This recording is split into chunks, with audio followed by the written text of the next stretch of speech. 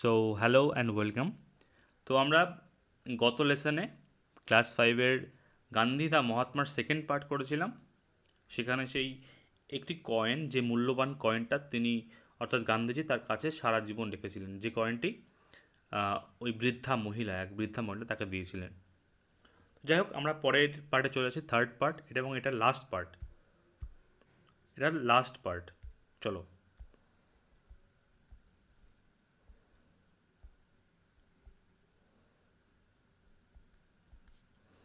বলছে thoughts of love, piece and equality. Thoughts of love, peace, and equality filled Gandhiji's works. বলছে গান্ধীজির কাজে গান্ধীজির কাজে কি ছিল? ভালোবাসা, শান্তি এবং সাম্যতার চিন্তা ছিল।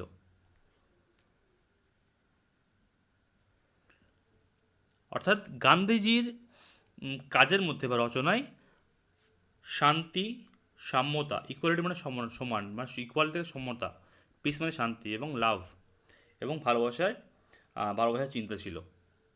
স্বামী বিবেকানন্দ অ্যান্ড রবীন্দ্রনাথ টেগর, দুজন বিখ্যাত মানুষের নাম বলছে। এক হচ্ছে আমাদের Bengali Swami Vivekananda and Rabindranath Thakur also had similar ideas. মানে এই একই ধরনের মত ছিল। সিমিলার মানে সম, আইডিয়াস মানে মত, একই মত ছিল। Swami Vivekananda wanted unity among all religions. Swami Vivekananda চাইতেন ইউনিটি অর্থাৎ একতা, ইউনিটি মানে একতা, অ্যামং অল রিলিজিয়ান্স, সমস্ত ধর্মের মধ্যে একটা একতা চাইতেন। কে? সেটা হচ্ছে আমাদের Swami Vivekananda. He spoke about it, তিনি এটা সম্পর্কে বলেছিলেন, স্পোক মানে বলা, অ্যাবাউট ইট এটা সম্পর্কে, ইন 1893, 1893 সালে, অ্যাট শিকাগো। কোথায়? শিকাগো। শিকাগোর একটা বিখ্যাত শহর আমেরিকার, সেই আমেরিকার শিকাগো শহরে 1893 সালে তিনি বলেছিলেন। এটা হচ্ছে আমরা যে ওয়ার্ল্ড রিলিজিয়াস কনভোকেশন সম্ভবত। তো এই বিশ্ব ধর্ম সম্মেলনে তিনি এই বক্তব্য দিয়েছিলেন 1893 সালে, অ্যাট শিকাগো। আমরা জানি যে সালের আগে ইন বসে, একটু বলি আমি, সালের আগে ইন বসে, যে 1803, এবং ছোট কোনো স্থান বা ছোট কোনো শহরের আগে আমরা অ্যাড বসাই। ঠিক আছে? তো যাই হোক, পরেটা আসি। Rabindranath Tagore started the Raksha Bandhan in 1905।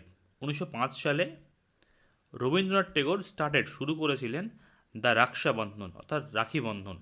আমরা যে বলি না রাখি বন্ধন এখন করি আমরা সবসময়, কিন্তু এই রাখি বন্ধন শুরু করেছিলেন কে?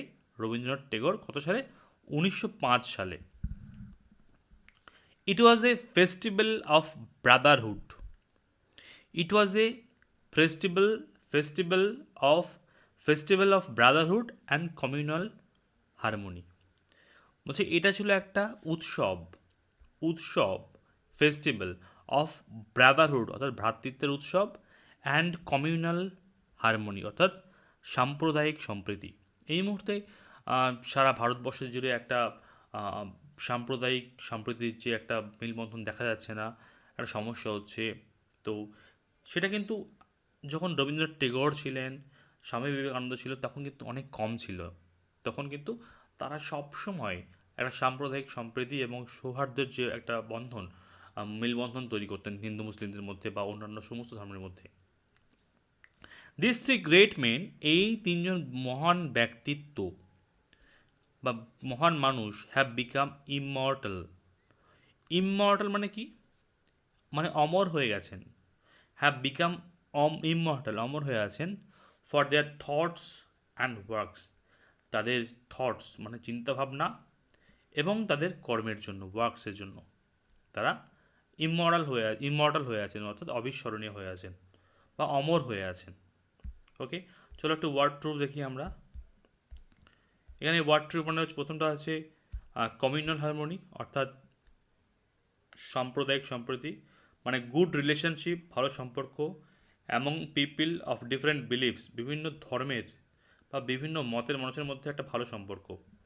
ইমমর্টাল মানে হচ্ছে আনফরগেটেবল, মানে অবিস্মরণীয়, যেটাকে আমরা ফরগেট করতে পারবো না, যেটাকে আমরা ভুলতে পারবো না, অভুলনীয় বলতে পারি। সো দিস ওয়াজ অল, আমরা কমপ্লিট করলাম আমাদের third part, Gandhi the Mahatma.